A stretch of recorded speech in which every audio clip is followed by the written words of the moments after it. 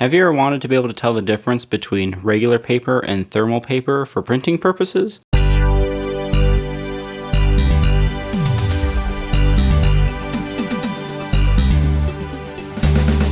There's actually a fairly easy way to do it. All you need is some nail polish remover, or should I say acetone, and simply pour it on the paper. If it results in weird black messes and bits of the paper looking like it's just washing away or absolutely nothing, there's the difference. Thermal paper will actually have bits of it wash away or turn black or react or however you want to say. But anyway, that will be able to tell you. Whereas regular paper will just get wet from it because it has no way to react. So what we have here for our little test is Control, which is just a regular piece of computer paper, some actual thermal paper from a store, which we can guarantee is thermal, Test A, which is an unknown, and Test B, which is an unknown. Both of these are receipt paper, but we don't know whether they are thermal or not.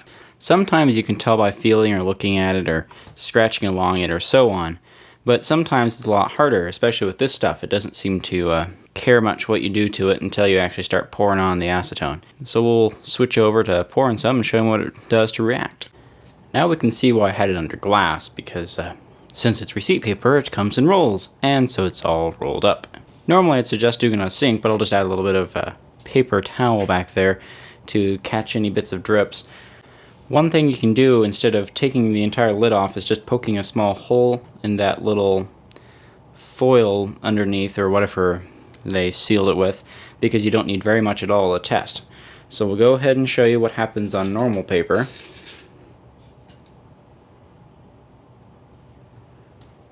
Nothing, it gets wet.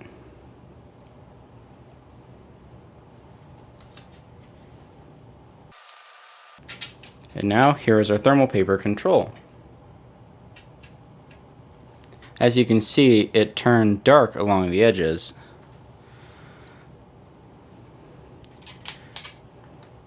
And it kind of looks like the first layer of paper was washed off instead of it just getting wet.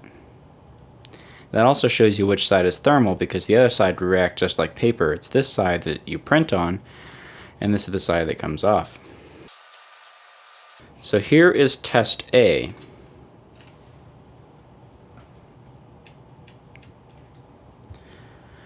As we can see, it just looks wet.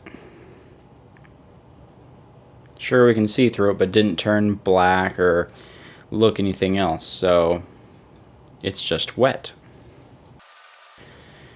Here's Test B.